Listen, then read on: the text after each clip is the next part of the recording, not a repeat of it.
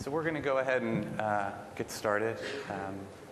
Welcome to MIX. Welcome to our panel discussion today. My name is Matthew Rex. I'm the Chief Technology Officer with Schematic, and we're sponsoring part of the event here this week. Schematic is an interactive agency. We work for a lot of the world's biggest companies on the most complicated challenges that they face in interactive media. Let me just make sure that's not me. No, I'm trying. You got to turn your device off. David's got all the answers to the panel questions on his BlackBerry, so he's going to be, see him reading through it. So Schematic is about 250 people. We're headquartered in LA with offices in New York, Boston, Portland, Atlanta, and San Jose, Costa Rica. I've invited some of my clients here today, clients, colleagues, friends, to talk about great user experiences for ad-supported media. And I'd like to share with you, before I introduce the panelists, a little bit about what the concept behind the panel is and why I'm interested in great user experiences for ad-supported media. So what I like to say about this is that if you look at the world of content, and that includes the newspapers and the television programming and everything that you do on the internet, similar to the way that people say that virtually all life on Earth is insect, virtually all content in our lives is financed by advertising. And yet, it really seems that we're sometimes focused on other models, and we're focused on pay-per-view, or we're focused on subscription. And I think increasingly ad-supported models for content are defining the user experiences that we have every day as we interact with our favorite content: news, music, entertainment, and so on and so forth. And so these are the topics that we're talking with our clients a lot about every day. And so I've invited some of them to share their perspectives. And will you guys introduce yourselves one at a time? Okay. I'll start with you, Carol. Carol Cruz. I'm the Vice President of Interactive Marketing for Coca-Cola. And I say anything that has to do with bits and bytes is the kind of marketing I do. And of course, no one at Coke knows what that means. So I then explain that that would be digital. And so that means all our digital media, online advertising, websites, mobile, gaming, interactive vending, anything digital, online now extends in-store, digital out-of-home. And so I think my purview, pretty soon I will take over the company.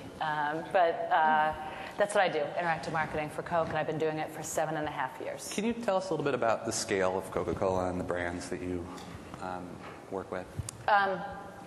Well, it's the Coca-Cola is the number one most recognized brand in the country. And here's a little trivia. The number one SKU sold at Best Buy is a 20-ounce Coke. So that's just a little factoid I thought I'd share with you guys. And do you I don't even know our total revenues, but obviously my purview extends across all of our brands, and then the strategic properties like American Idol, Olympics, NASCAR, NCAA, et cetera. Great, thanks. Thanks a lot for coming. David? David Watson. I work for Disney ABC Television Group, which includes ABC, ABC News, Disney Channel, Toon Disney, ABC Family, and SoapNet. And I'm in the digital media group, and the organization that I oversee, we really, our mission is to push people beyond their level of comfort.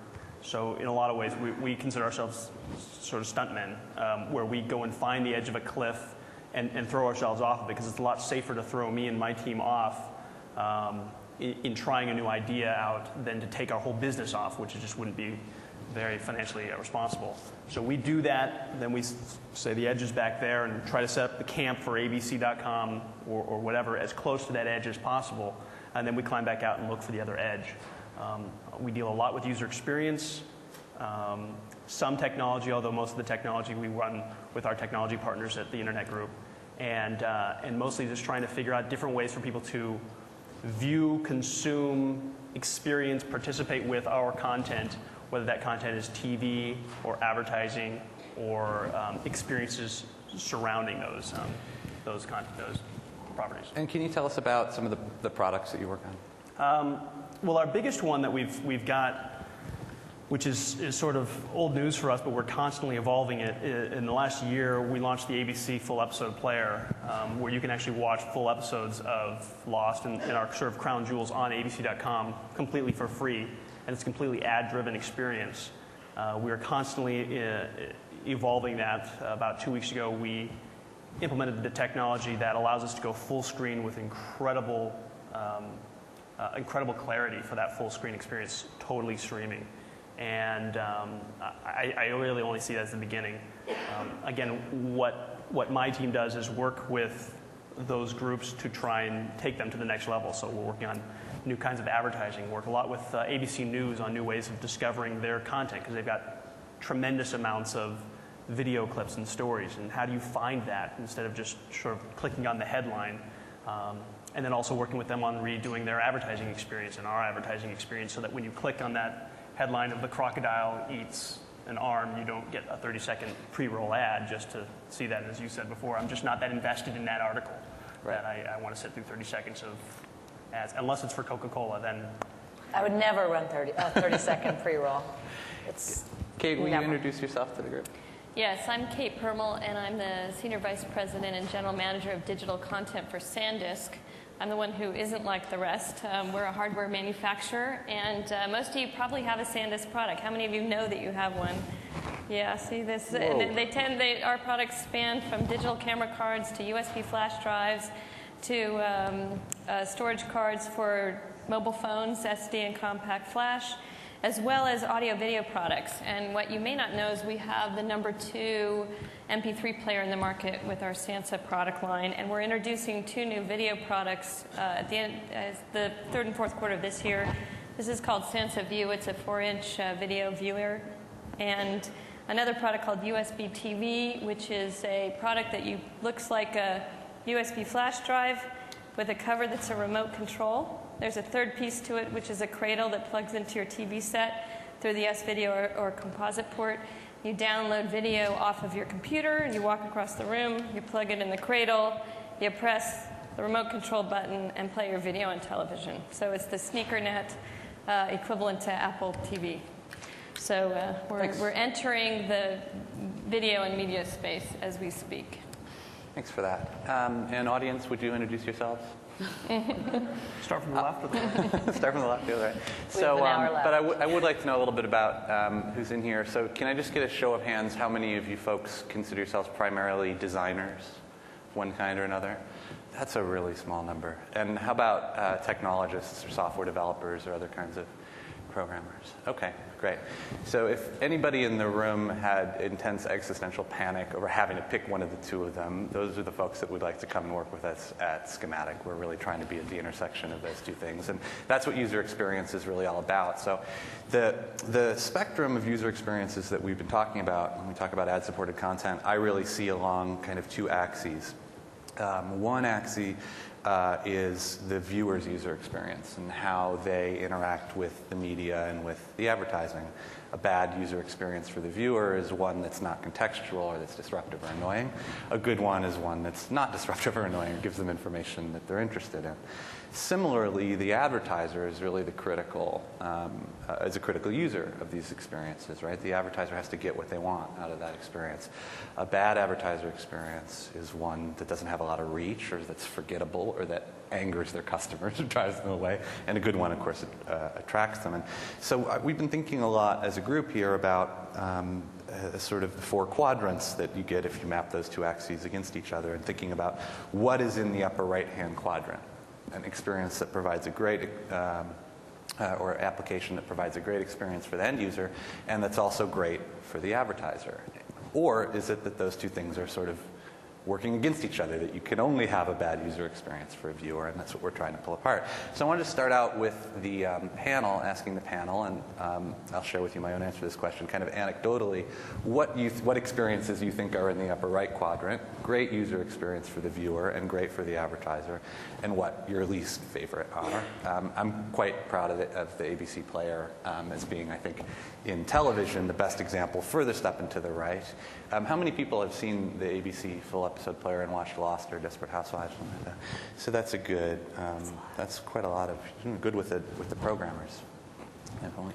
So I think that there are some great things about that if you compare it to other kinds of interactive advertising user experiences. The relative quality of the ads, I think, is quite high. They tend not to be extremely disruptive to the user experience. And I think from the advertiser's perspective, it's a really unique way to reach their consumers, the potential to do interactivity in kind of an unbounded way and to have an experience that's much different than your other banner ad inventory is.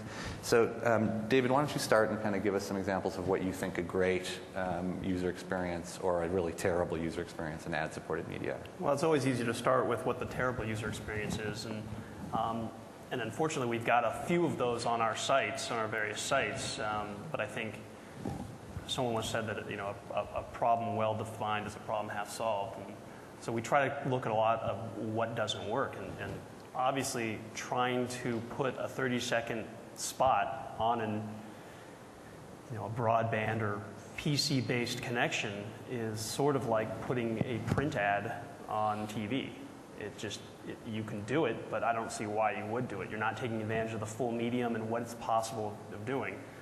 Unfortunately, some of our advertisers get into a cycle where they just can't get creative enough in the 3 months that we give them to be creative to give us an ad, so they end up giving us 30-second spots, which I just think is a shame.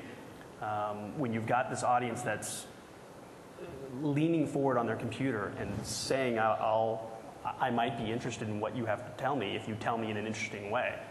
And so I think the people who just put 30-second ads on the computers, that's a bad experience. Some of the more engaging experiences, and I'll go back to Google. I think Google makes a really good advertising experience because it's contextual.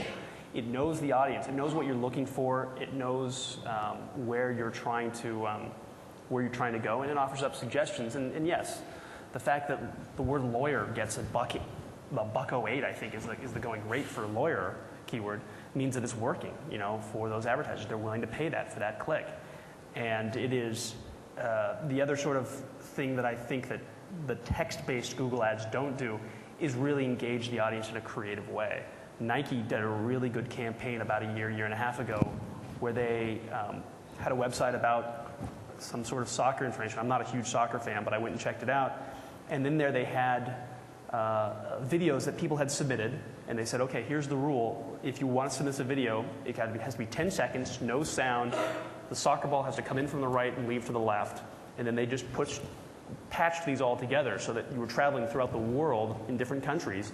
And it was just so what they did was they made an advertisement that actually turned into content that was supporting the audience who was already coming there for soccer information, and made a nice experience. I'd like to see more things like that, whether that's revolving around our shows, and hopefully our shows integrated with our advertising and our advertisers. Yeah, I think that the enormous amount of value that Google has created in the last few years has really put a spotlight on the idea that software and digital content is no different from publishing or broadcast television, in that you can underwrite the creation of content or applications or other kinds of user experiences via advertising. It's a different business model, but still it's effectively the same way that a lot of other businesses are run in media and publishing. And I think that's kind of the great revelation of Google as a media company as opposed to as a technology company. So, ladies, do you have some favorites that you'd like to share? Carol? I was going to tell you one. I feel like with digital media, I say a lot to my team, just because you can doesn't mean we should. And I think there are a lot of opportunities that we can run very disruptive advertising, but I think it's a lousy user experience. I think ultimately we hurt our brands doing that. And so what we're really focusing on is trying to enhance the user experience. And if that means you're playing fantasy football on Yahoo or ESPN and there's a Coca-Cola sponsorship that lets you have that content for free, I think that's okay. I think consumers understand that there's a cost to put that together and a brand is providing that for you.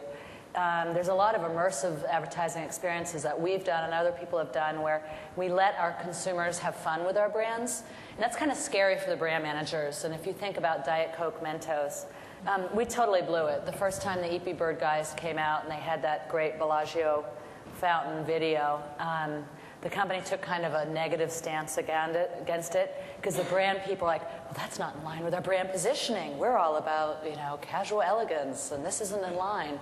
And so finally, I was so frustrated, I showed the brand manager, I went to Google and looked at the tracking, the buzz tracking, and I said, okay, you've done the Oscars, you've done this, you've done that, here's your buzz. Boop, shoom. Okay, that was Diet Coke Mentos.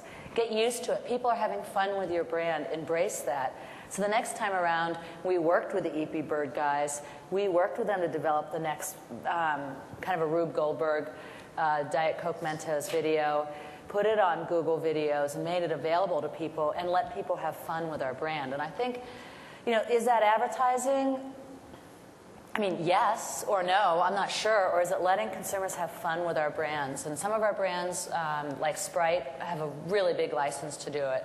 When we're talking about brand Coke, everyone, you know, people get a lot more nervous. But I think that when people, advertisers let consumers have fun with their brands, when they poke a little fun at themselves, some of the VW Crispin work, I mean, some people hate it and some people like it, but when you let people kind of engage with your brand in a different way, I think that's great advertising. I can't stand pre-roll.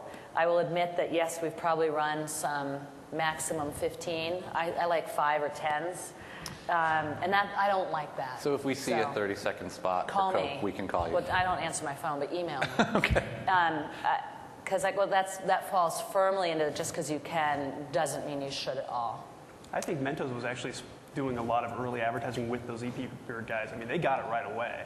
Does anybody not know what the Diet Coke Mentos Absolutely. thing is? Raise your hand if you don't know what that's about. Okay, you 9 people stay after, and we'll show you that's Or just go to Google or YouTube and, yeah, so you look can- up Diet Coke Mentos because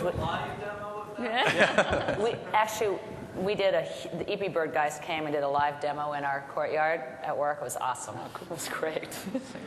Kate, you want to take a crack at that? Yeah, I mean, for me as a consumer, not being an expert in advertising, it's really all about the content and the quality and the entertainment value for it. So it's almost like it doesn't matter what the trappings or the integration with the technology is as much as the entertaining value of the advertisement itself.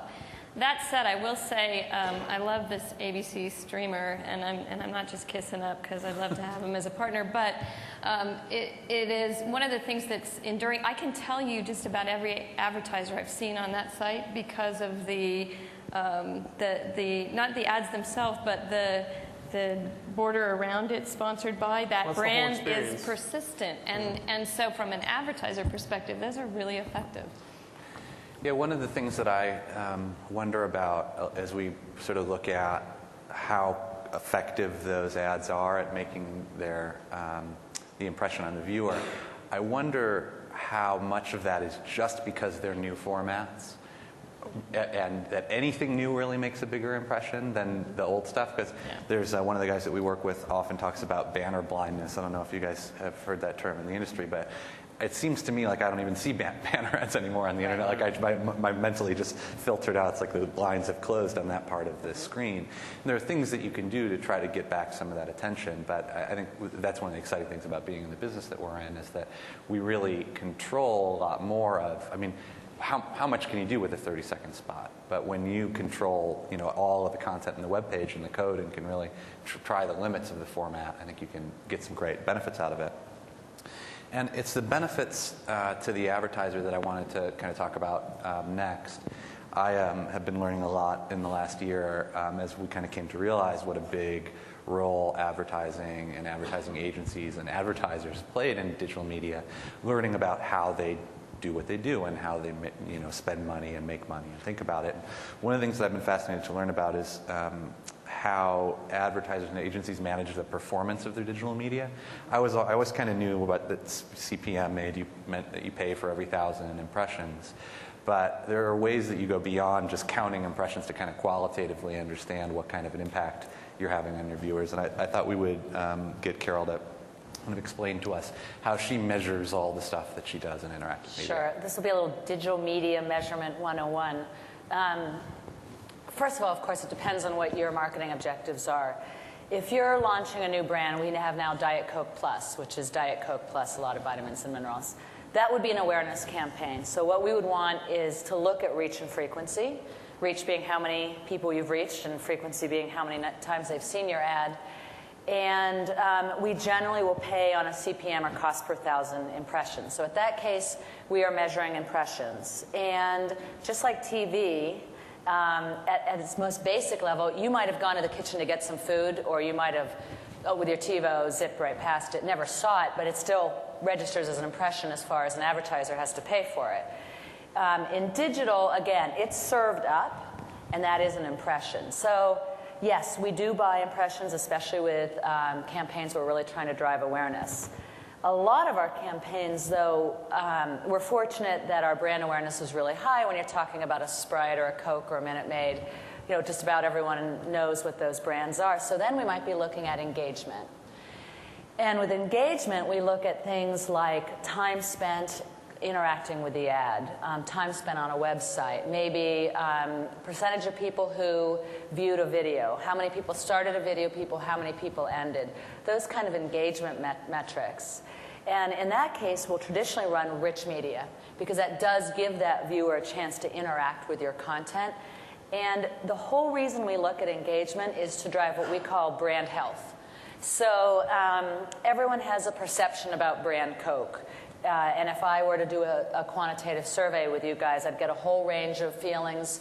I might ask you questions about, are you aware of Coca-Cola? Duh, yeah, of course you are. And some things about how you feel about the brand. Is it a brand that's relevant to you? Is it refreshing? How frequently do you drink it?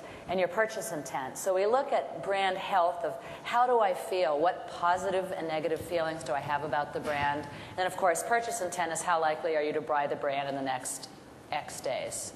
So our belief, and we've measured this, is that if you engage with the brand, you're more likely to have a feeling about the brand. So to measure that in the digital world, we use, well, at Coke we use dynamic logic. There are other providers. And it's a bit of I think a lot of market research seems so contrived, but if you're doing it against a test and a control group, that bias is the same for everyone. But we basically throw up a survey online prior to someone seeing your ad. They answer a few questions, then we serve up that ad, and we ask those survey questions again, and we measure what kind of change you have. Now, in a way, I think it's completely fabricated, but it is, when you do a test group and a control, you are able to measure, is there a change in impression. It's the same thing people do with Nielsen for TV and other forms of traditional media. So that's engagement, brand health, awareness, and then really the silver bullet for us is, are we driving incremental volume? Are people buying more Sprite because of the experience we've brought to them online? And there's several different tools that are available online. Yahoo and Nielsen have an intersection which is called Consumer Direct.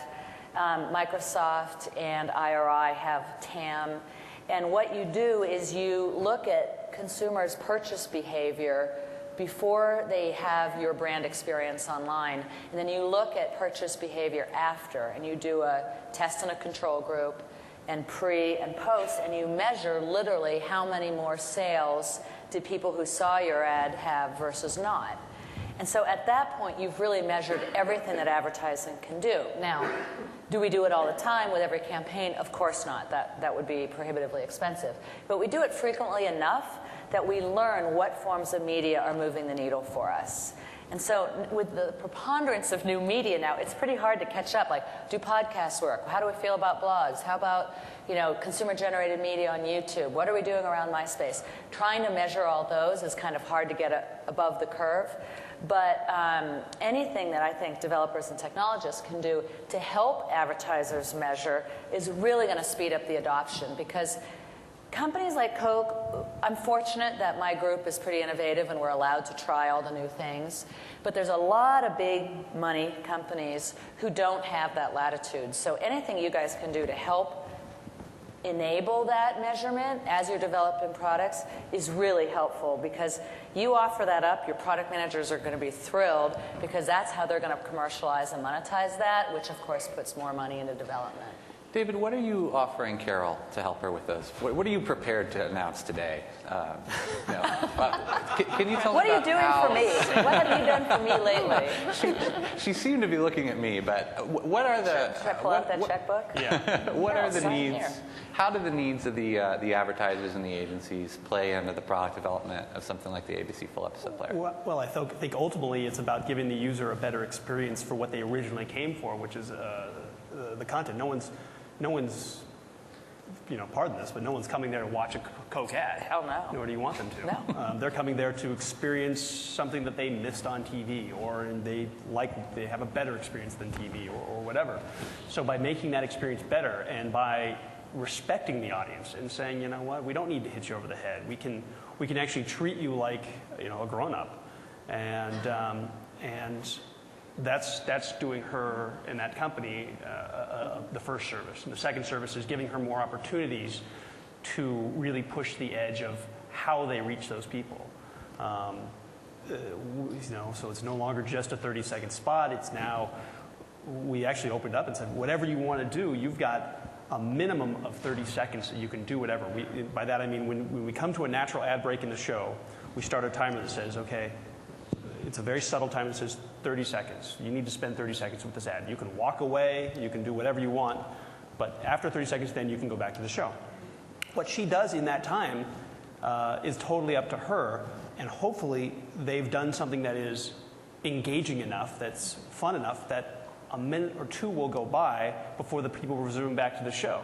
Now, again, they can go back at 30 seconds, but now every second beyond that 30 seconds, that's a customer who's chosen to be there. They've said, wow, I actually find what she's done is interesting, and I'm getting something out of this. And so now, again, that's a good user experience, and it's good for us because we don't care. Unlike traditional television, you can't do that. Television, it's like you've got your 30 seconds and that's it because we're going back to the show. Here, you stay with the ad experience for 5 minutes, I don't care, because you're going to come back to the show when you're ready.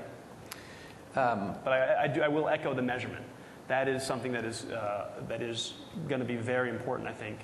It's really interesting. I don't know how many of you guys know understand about Nielsen and ratings and stuff like that. And Nielsen in itself, I think, it's a less than perfect solution that no one is really incented to fix, because we don't really want to know how many people are watching our shows because we may be afraid that the number is lower than we think.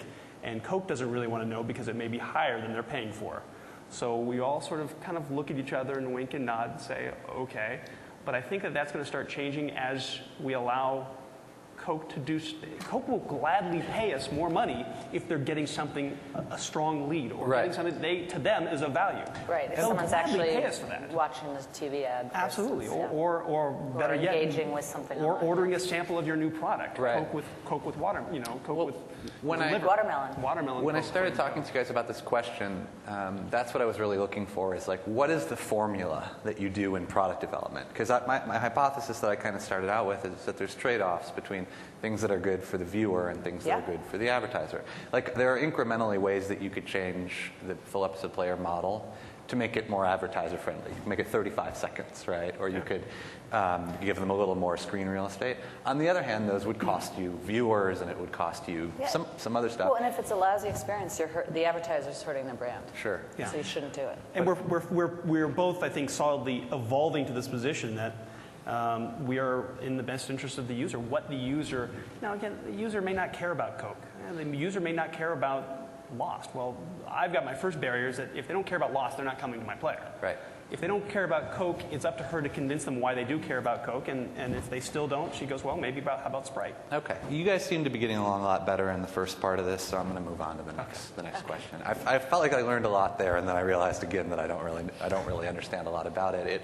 I had hoped to find that there was something we could measure, right? That we could say, well, here's how we measure engagement, and so we can look at these two permutations of the ad model and say, well, the user's a little bit more engaged, so it should cost a little bit more. But I think the ways that we go about measuring that stuff really haven't been figured out. Actually, it's way better online than it is. I mean, did I look at this magazine ad? Maybe the pages are stuck together and you never saw it, Did you look at that billboard, or were you like me doing your BlackBerry kind of as you were driving? Who knows? But at least online, and especially with rich media, you do know if that user expands that ad unit, or you do know if, we really prefer user-initiated video. We do know if that user initiated the video. That's great. Right. And I do pay more for that. Obviously, that's, a market economy. I pay more, but I do know that user completed that video viewing or spent 25 seconds engaging with my content. And so I am willing to pay more for that than some, random little flash ad that I'm paying on a CPM basis. Great. Kate, I wanted to talk to you. I don't think you are different than the other folks here. I think that you also... I just have toys. That's right. She's got much better toys. That's true. But it did occur to me that if you look at all of the digital content, we're focusing on entertainment content on the internet today, virtually all of the streaming stuff is ad-supported. Virtually all of the download stuff or offline is pay-per-view or subscription. And there's some exceptions to those rules, but more or less it seems to break out that way. Can you talk a little bit about what some of the challenges are around having ad-supported user experiences in portable or offline? Sure. And I'll even, let me start by saying my charter at SanDisk, I started in January, and it's a brand new position, digital content, and the intention was to determine how do we take video, music, and leverage it across our product lines to sell more memory and to make people consume more of our products. And one of the things that we landed on was we like free ad-supported, because free ad-supported gets consumed by consumers in a lot higher quantity than paid stuff. Even though iTunes is really successful, if you do a comparison and a year from now, I think you will see that free ad-supported content is much more popular than paid download content. One of the challenges with what we do, we are really mobile. So all these devices connect with the internet at one point, and then they're disconnected for use, right? So this issue of how do you measure what you've captured and are using on here, because it's not connected to the internet, that's one issue. Another issue is there may be a long time of latency between the time I downloaded something to this device and the time I watch it. I mean, I may fill up, we have an 8 gigabyte USB TV drive coming out, and this thing, so that can hold, 24, 30 television episodes? It could be a long time by the time I get to watch those. So how does that impact the advertiser that is accustomed to having pretty instantaneous viewing and response to their advertising? And then the third thing is I think there's a great opportunity, because this is a natural intersection point between, in particular with this product, television and the internet. And so there's a lot of potential for interactivity with regard to that we'll be exploring. Cool. David, I wonder if you could talk a little bit about, because ABC does both, you can buy the episodes on iTunes, right, as I do when I'm traveling, or I can watch them on the website as I do when I'm at work, at home. So how do you make decisions about, are those two different audiences for ABC? Are there viewers like me that, I almost have every other episode of Lost on my in iTunes because I'm traveling every other week. Do you think it's one big audience that you're kind of moving around between those products? Yeah, I think it's too simplistic to say that it's different audiences. I think it's different behavior patterns. When I'm going on a plane, I will download an episode, but I most of the time will watch it streaming. And I think most of the people are the same way. It's just because I buy a CD doesn't mean I listen to the radio, or not listen to the radio, and vice versa. So it's the same audience that's just interacting with the content in a different way.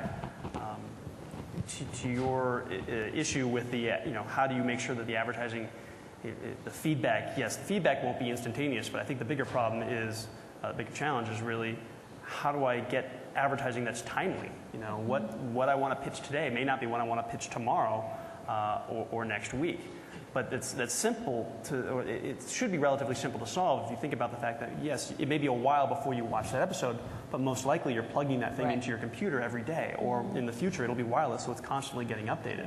And so you're just really trying to fill in the gaps from when I don't want to send all that information right away, but I may be able to trigger a different relevance of okay, you know what, that ad's now expired, send a new ad in, and when they watch it, show that new ad. And so there's all sorts of possibilities if you just stop thinking about how we do things and start thinking about what is the consumer, because it doesn't do anybody any good to advertise a sale that happened last week. It's like, what's the value of an ad in yesterday's newspaper? Exactly. Let me take a step back for a little bit. We're really focused on kind of the nuts and bolts of advertising and talk a little bit more about the user experience generally for digital media. There's, on my cable box at home, when I hit guide, I get a grid. And the way that I discover content is the same for all the networks, right? It's just the network logo. Maybe the logo is differentiated, but otherwise just the network name.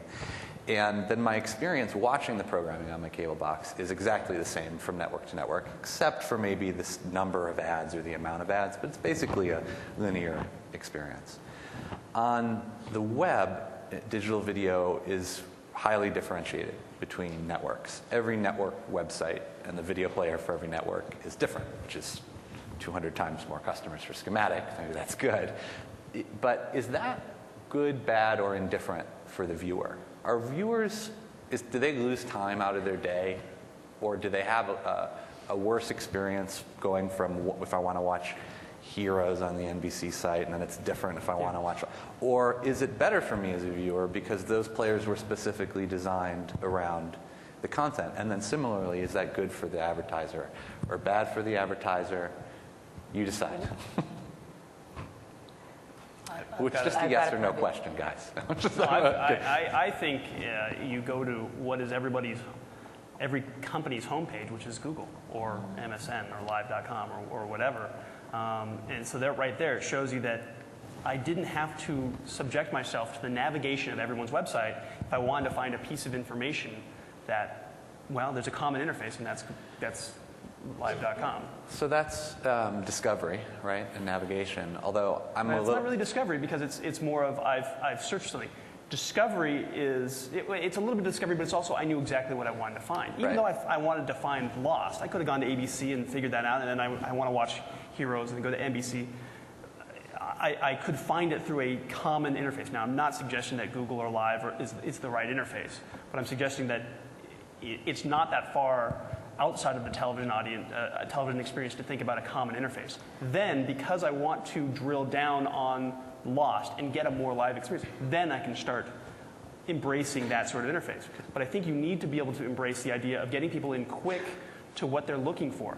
And then you can start peeling back the layers of that box and say, wow, you know what? Here's this actually, I think once they found what they want, they're more open to a different interface. Okay, so that's an unmet need, right? Because for the viewer, there's no way for me to go and easily know But as long as it's easy, who cares? I mean, no offense, but if the button isn't always on the upper right, but sometimes it's on the upper left, as long as it says play. Right. Like, I mean, you know. Well, let me give you. We're a great market economy, and if ABC has the best player right now, but it's NBC's job is to do a better player. Right. Or copy. Because, well, I'm coming at it purely. Copy, but make it better, because then it's better for the consumer. So I don't know why standardization. You're never going to standardize because it's the publisher's job to have a better experience because more consumers are then going to come to their website. And, you know, if the end game is having more consumers come to your website or your player because you're going to get more ad revenue, frankly, then you're always incented to come up with something better for the consumer. And so the big winner is everyone. The consumer is going to have an increasingly better experience each time because folks in this room are going to figure out how to provide a better user experience. The publisher is going to, who focuses on that, is going to have more eyeballs and get more revenue. And then the advertiser is going to be able to have an experience that pleases both the consumer and the advertiser. I got to tell you, I was going to say it's an unmet need that the three programs that you guys all know that I watch, because I only talk about those three programs, there's not really an easy way for me to know when a new episode is out. But then I realized, wait a minute, I know exactly when the new episode comes out. It airs, Lost airs on Wednesday. It's on iTunes. Don't you go to TiVo and just look at what you've programmed it? Oh, that's the TiVo. That's connected to the TV thing, right? I watch all my TV you can get it online as well. On the internet. Well, so, there's one UI issue with, you know, if you take a look at the walled garden concept, the great thing about the walled garden is that it's a great user experience from end to end, right? Because it's all controlled. But it doesn't have these discoverability factors that are relevant and appropriate for consumers who have different ways of going about discovering things. On the other hand, and this is the direction we're moving in, and it's a challenge. It's a challenge these guys are trying to figure out how to grapple with. How do you build an open garden that still delivers a great end-to-end consumer experience on a device like this? So you can find what you want and you can seamlessly deliver it. It's more of a fence maybe than a wall. Yeah, it's non-trivial. I think that's a very challenging, there are two orthogonal goals, and it's really challenging to find the right. But I think a lot of discovery is overrated. No offense, but like I don't want to spend. I want to get on that treadmill or a Stairmaster or whatever. I was at the hotel and I could not figure out how this new Precor thing worked. And I was pissed because I wanted to work out. I did not want to sit and have to figure out. Was that discovery? Maybe, Right. but not good. No, so I don't think online people want to discover how something works. I think you want to discover new content, but I don't think people want to wade through a bunch of garbage on YouTube either. Exactly. And I think the tools that developers and designers can put together to make that easier, because there's a lot of great content. Everyone now, content is the most important thing. People argue content's more important than technology, except that if there's great content, no one can find it, then it's really up to technology to improve that experience. Well, so to go back to the question, we were talking about the user experience of watching digital media on the internet. And when I said that these examples were about content and discovery, I meant as opposed to the next thing that you do, which is actually sit and watch the thing, right?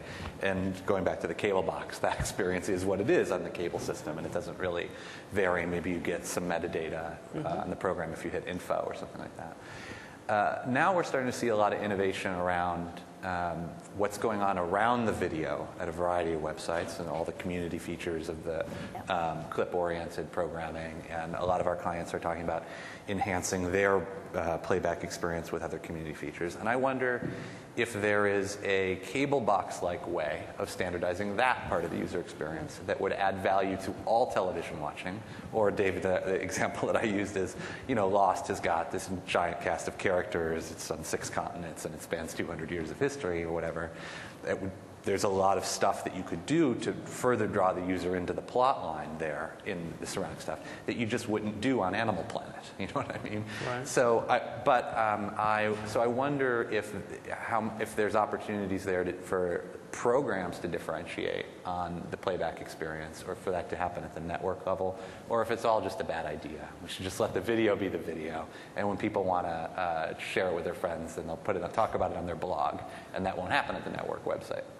Well, I mean, it reminds me a little bit of the idea of letting people direct their own Super Bowl coverage, and they can be the director or direct their own show, and it just never took off because, quite honestly, we pay people study to be a good, a director and to do the job for them. They just want to sit back and relax. However, there is always going to be a group of people who I think are your biggest advocates who are going to want to sort of mix around with your content.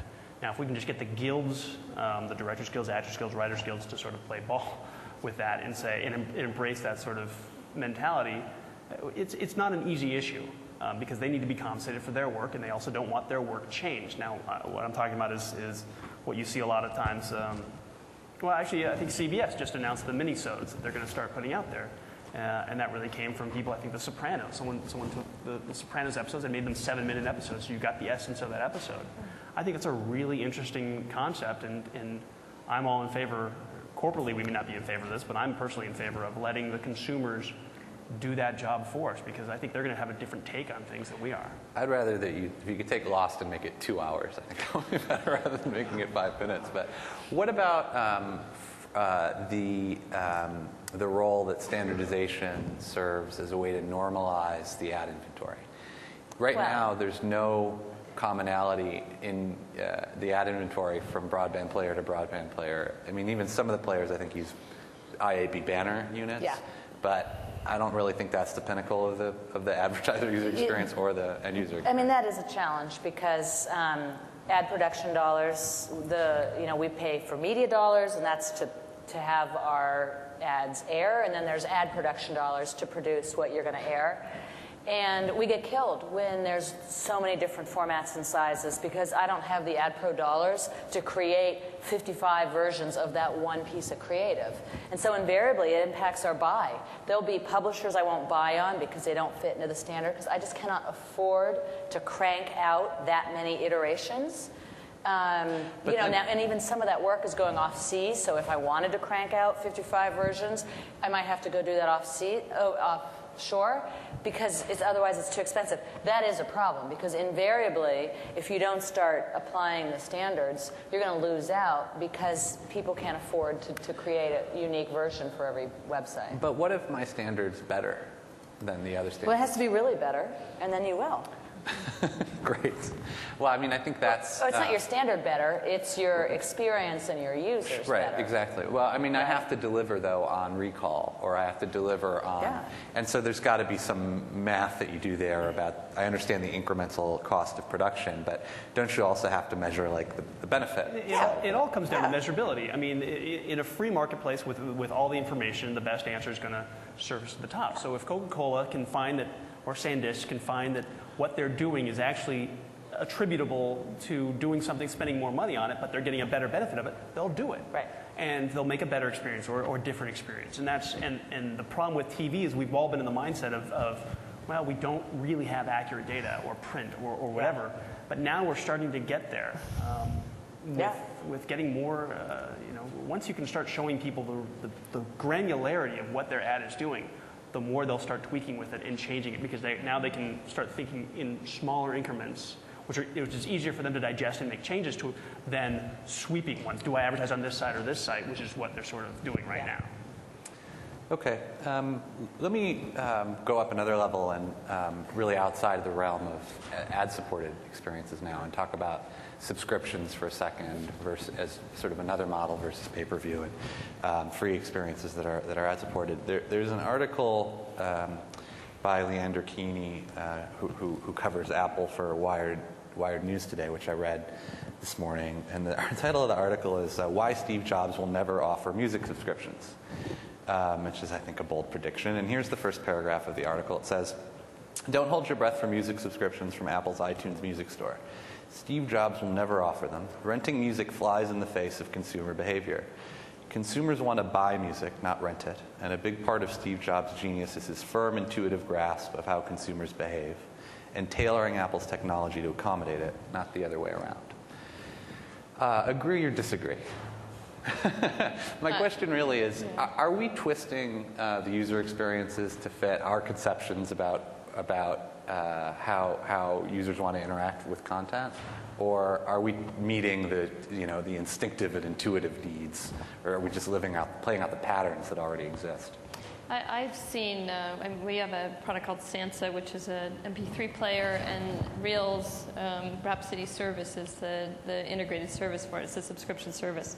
It's a download subscription, so people's head can't quite get around how do you download music and be subscribed to it, and what happens when you end your subscription, and because you have a library of this stuff that you're subscribed to. So I think it depends upon how conceptually relevant subscription is.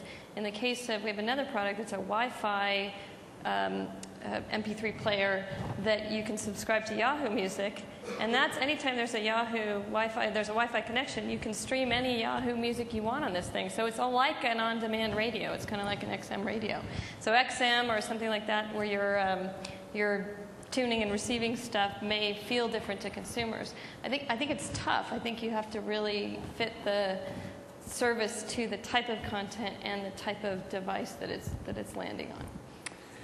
David, do you think there's a right pattern for the type of the content, or do you think it's more about behavior? Or? Well, all due respect to Steve Jobs, who is Disney's single largest shareholder,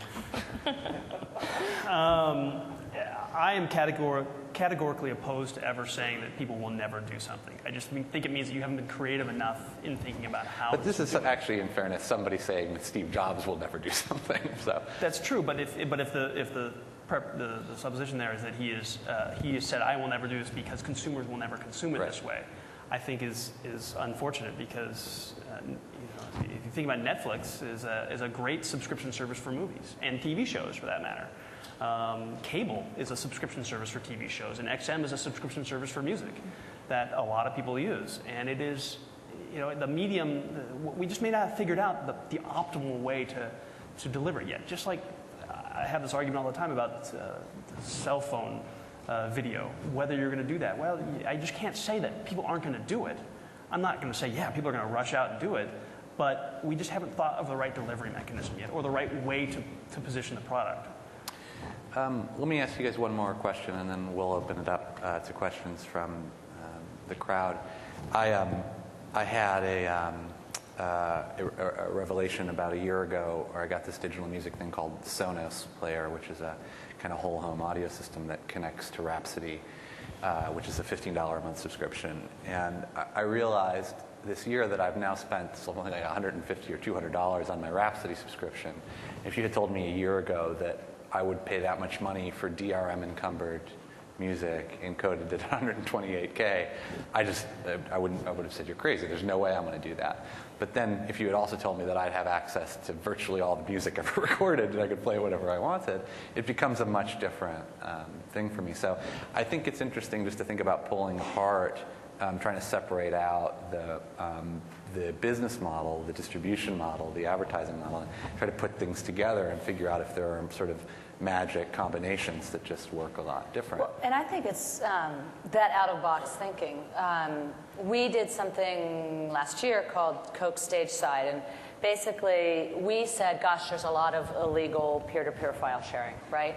But wow, what an effective delivery mechanism. You know, 90% of music downloads are, you know, Morpheus, Kazaa, LimeWire, BitTorrent, whatever. So what we said is, well, let's take what consumers are already doing, which is illegally stealing music. Let's use those pipes, but we're Coke. We're not going to put stuff out there illegally. But let's do it in a legal way. And so with StageSide, what we did is we bought the content. We secured the digital rights for Jay-Z had his kind of comeback performance, and it was a one-night-only concert. And so we were there at that concert, and we sponsored it, and we created a 12-minute video. And we put it out there, not on our own website, not on Google or on YouTube, but we put it out there in the peer-to-peer file sharing network to let people have. And then we had very light Coke branded, Coca-Cola Stage Side Productions, brought to you by Coke. Really light branding so that it wouldn't be offensive, because people were going to watch, they really wanted to watch a 12-minute Jay-Z video. But what we said is, hey, let's do what consumers are already doing. Let's get a little bit of branding. We'll pay for the digital rights so it's not illegal for people. And so, I mean, it's that kind of, and we've had millions and millions and millions that we can measure. The measurement's a little sketchy, but we've had 3 to 4 million downloads of this video. But it's that thinking that's totally out of box, right? There was no sales rep calling me up. No, my media agency didn't say, hey, Carol, here's a good buy. It's saying, what do consumers want to do? Well, they like to get free stuff online.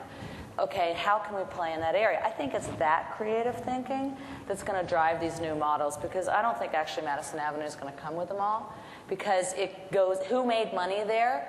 Actually, guess what? No advertising. There's no publisher, right? The artist made money. That's it, because the artist got a payment for the digital rights for that. So it doesn't behoove Madison Avenue to come up with these ad-supported models.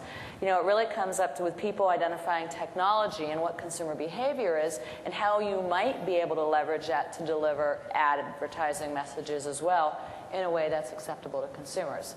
But no offense, you're not going to come up with that because you're not going to make money on it, you know, and most of Madison Avenue isn't. But we all in this room could, and then at the end of the day, the consumer wins, Coke won, and Jay-Z, not that he needed the money, won. Great. Did you guys want to add anything to that, or should we want to move on to questions? Does anybody have questions from the audience? There's a microphone that they asked me to send you to, but if you just stand up and head over there and maybe form a line. They're going to record it all, and then they're going to take the audio and video, I understand, put it on the internet, so that people on the internet can watch it. People watch video online? They still have to pay the registration fee, I think, to watch it. No, come on. Really. Actually, can people do mashups? Like put my voice on Dave's head? I told Robert Scoble that he still had to pay the registration fee to watch the video after the conference. He was really excited. Yes, go ahead. My experience on the web is that video is still a crapshoot. I go someplace, New York Times or YouTube, okay, sometimes it works, sometimes it doesn't. I've got a QuickTime player, and I've got a Windows Media Player, and sometimes they work and sometimes they don't. Sometimes I can go full screen, sometimes I can't. Sometimes I can back up, sometimes I can't. What a mystery. And so, you know, I just never know what to expect. And so I don't have very high expectations of the media right now in terms of being able to reliably do video at all. Yeah, I think that's a great observation. Yeah. I think Well, when cars first came out, people didn't know whether they would work. They didn't know what kind of gas to put in. Was it diesel or was it gasoline? So we're at the very nascent stage of this industry, I think, and we've made tremendous progress, I think, over the last year. I think Windows Media Player has gotten a lot easier to use, as well as QuickTime. We are agnostic as to the codec we use, but ABC uses its own player that uses a technology called Move Networks, which is simply a delivery mechanism. But I think you'll start seeing more and more experiences get easier and easier. I mean, the biggest advance has been, the MySpaces and the things like that have made it really easy to install this stuff. Real networks was a big problem for a long time, I think, of it never working right. But you're right. I mean, as a consumer, you just want it to work. Right. Okay, I turn on my TV and guess what? It works, right? Yeah. It is frustrating because if you just want to watch that video, and guess what? I bet you give it about 3 seconds, and if it doesn't work, you've moved on, and you maybe have moved off even that website, let alone that video you thought you were going to watch. I may have already snuck in a couple of my own observations in the questions here, but let me take a crack at that one too. I think just to take a step back, I think the content industry as a whole is really starting to accept the importance of user experience and the user interface, particularly as an element of the UX, as a way to create value. And I think that's really what the interactive industry as a whole owes to companies like Apple and Google, who went out with very simple. The anecdote that I share about digital music is that I don't know that Apple innovated in the hardware of the iPod at all. I had an MP3 player almost 10 years ago that had incrementally less capacity, but not an order of magnitude less capacity. The thing that really made that work was, frankly, iTunes. It wasn't even the industrial design of the playback. It was the experience of being able to load the music very easily onto the player. And so I think that now that it's much easier to look at UX and say, well, this whole thing works a lot better, and it's selling more units, and it's getting me higher customer satisfaction ratings because of the user interface, and that's not window dressing, or that's not part of the design of the product, that it's part of the product itself. So.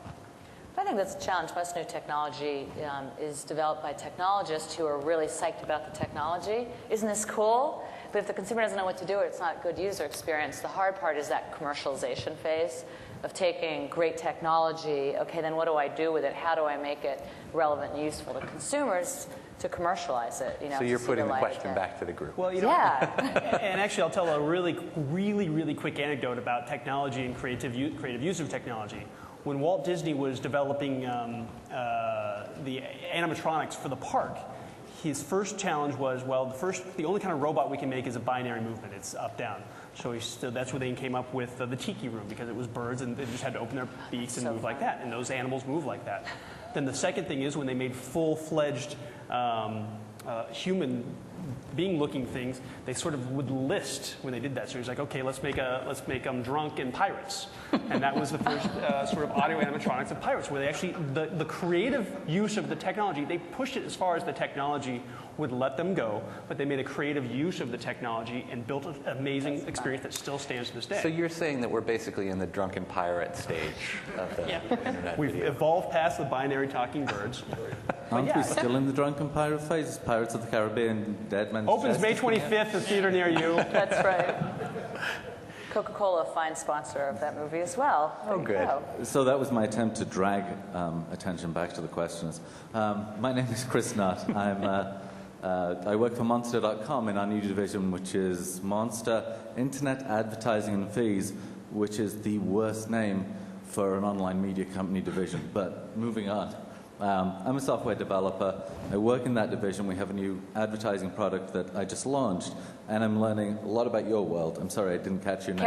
Carol, about how we measure and monetize and all of this stuff. So I have a couple of comments, and I'm going to wrap this back to a question. Firstly, a lot of the blog sphere believes that Flash has won the codec war, at least temporarily. We'll see what Microsoft have come up with for their new codec that they're putting into this silver thing, Sorry. Silver thing.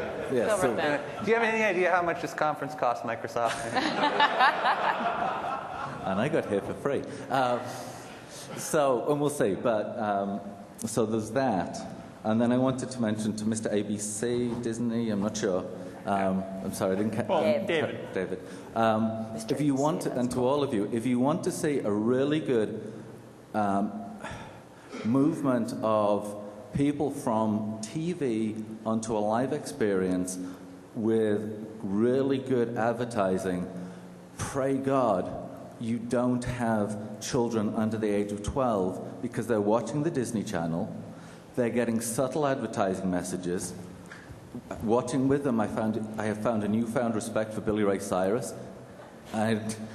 Okay, some people in the room get that joke.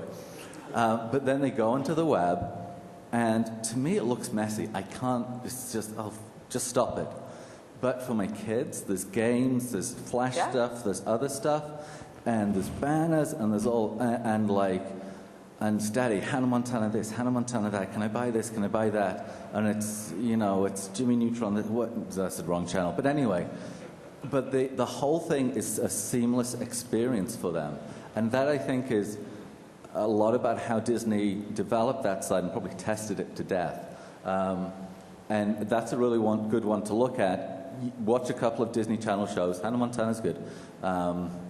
Zack and Cody, set in Boston, which is where I live.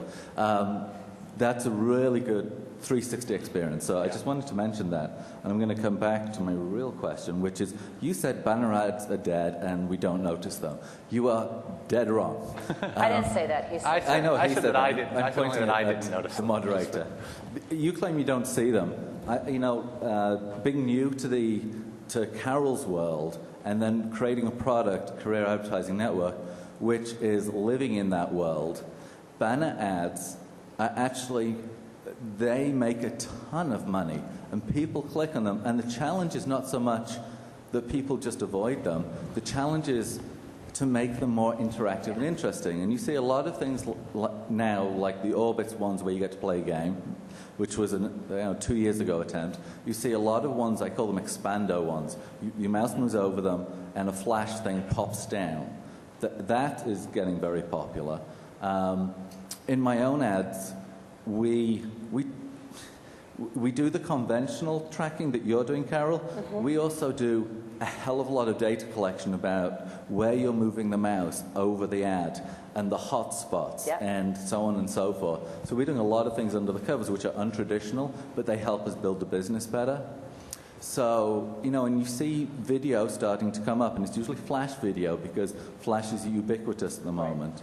So my question to you guys is, given that, you went off on this whole iPod-y, lost thing and that you're obsessed with, which is all well and good, and I agree that's part of the future, but for me, a lot of the part of the future is how we make banner ads better, and I'd be interested for your comments on that. Well, and I have about 3 different pieces of information. Let me put it in a coherent sentence here.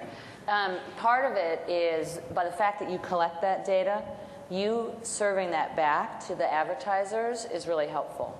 Because the more information my agencies have about what's working, where consumers are clicking, garbage in, garbage out. So the better data that I get back, or my agencies get back, the better ads we can create. And of course, we're always optimizing our ads. So we don't just throw out an ad and let it run for 3 months or 2 months or a month. We look at what ads are working. We'll pull ads. We'll optimize them. We put them back up again. Very different. If you have a lousy TV ad, unless you tested it and figured out it was lousy ahead of time, it's out there because you just paid $1 million for that ad. So you're going to kind of just run that ad until it's worn out or your media has expired. The great thing online is you can optimize that. And so part of getting better ads is getting the feedback from the publishers, because only by getting that feedback are we going to be able to deliver better ads. And then you're right, the expandable, the point roll ads, the fat boy, the bad boys, those are great because that is putting the consumer in control. The consumer mouses over, the consumer initiates the content.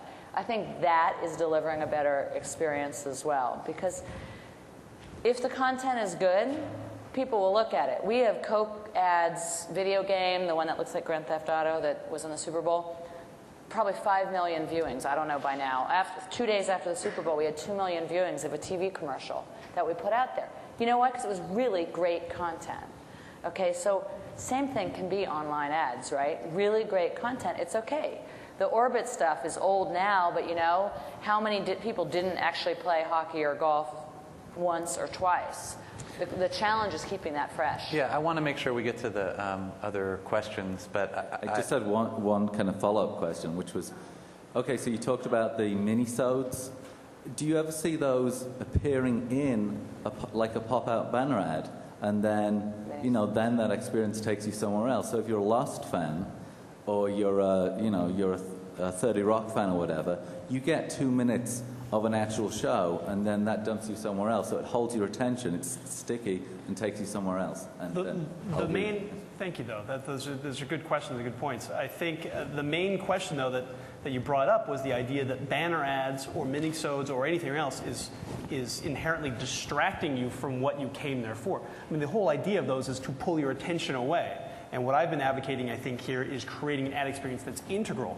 Google Ads is a great example. They have made an advertising experience that's integral to what you're already there doing. You're searching for a lawyer, so therefore they're going to suggest to you this person who's paying for you to see their ad.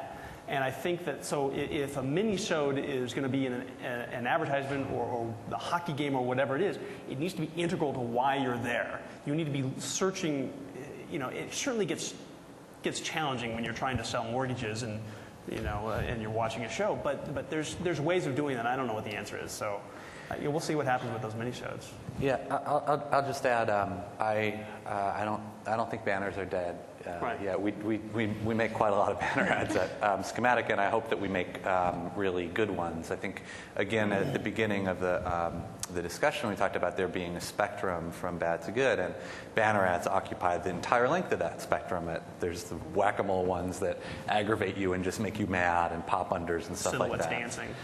And there's a lot of great banner advertisements, including video streams. For a lot of motion picture advertising is now incorporating video into the banner ad and stuff. So I think there's still quite a lot of innovation there. So, yes, your question.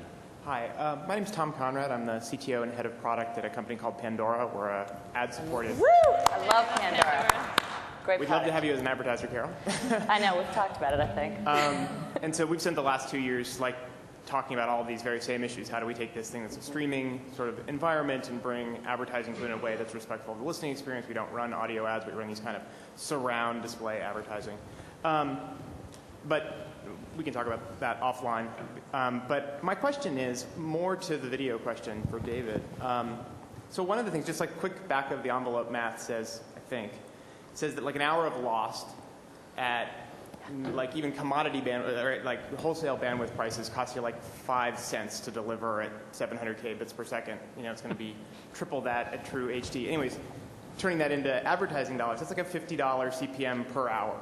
And so, which is no money to cover the cost of production, or if you're a company like us, payments to rights holders, no profit.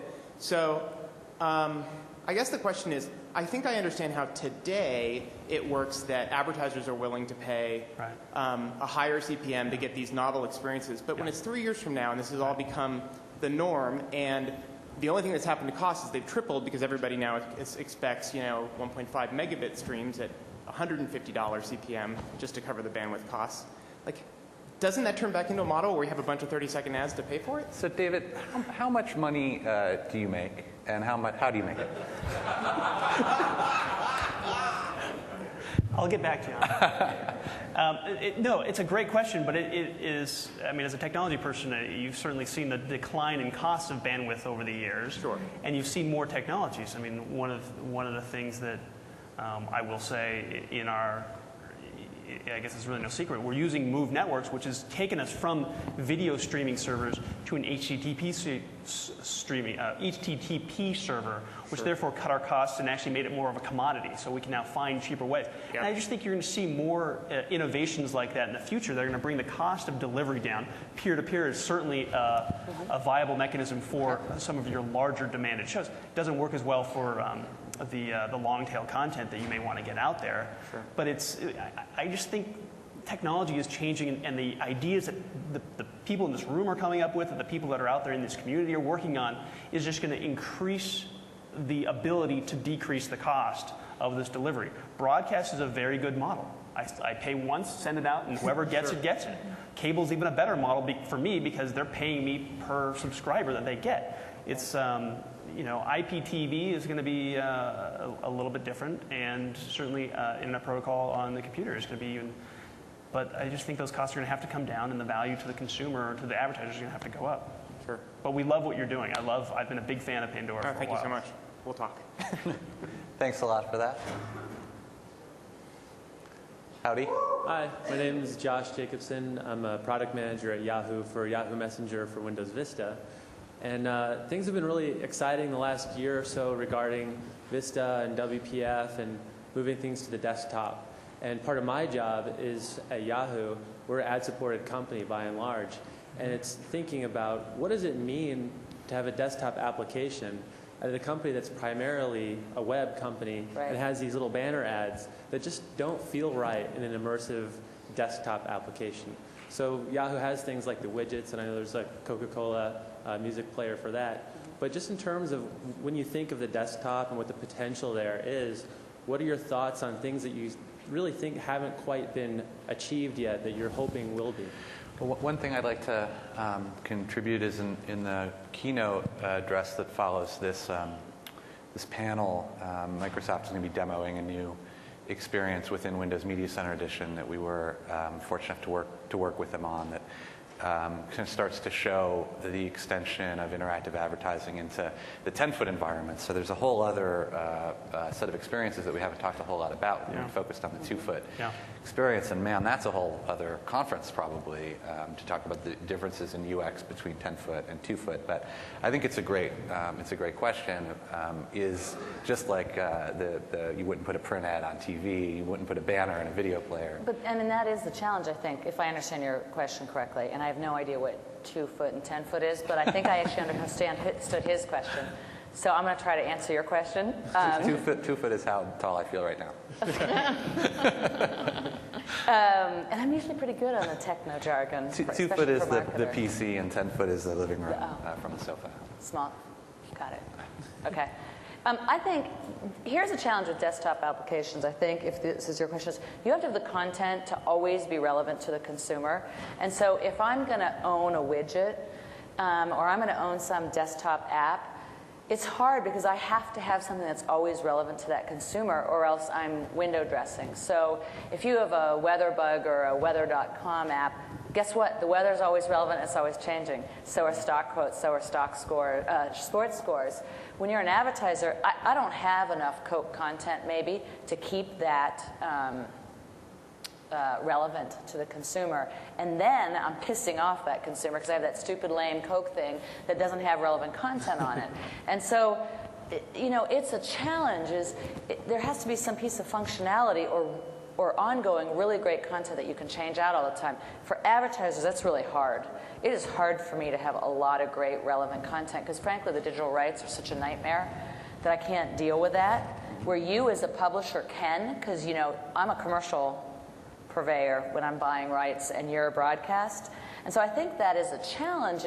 I don't know that there's a lot of advertisers, traditional advertisers, that have enough relevancy to drive to a desktop or a client-side app all the time. Right. That's why, like your traditional IM, I can have something that's in and out, and that's okay. I don't have to own that real estate all the time. It's like a timeshare. I only want a week at the beach. I can't use it for a year unless I could stop working. Right. So, I think that's maybe one of the challenges. That's why kind of the timeshare model of advertising works sometimes, is I don't always have what that consumer might want. Cool. Thank you. Thanks, Josh. Any other questions from the group? Great. Well, we're just right at the border of our time, so thanks everybody for coming. Carol, David, and Kate, thanks a lot for joining us.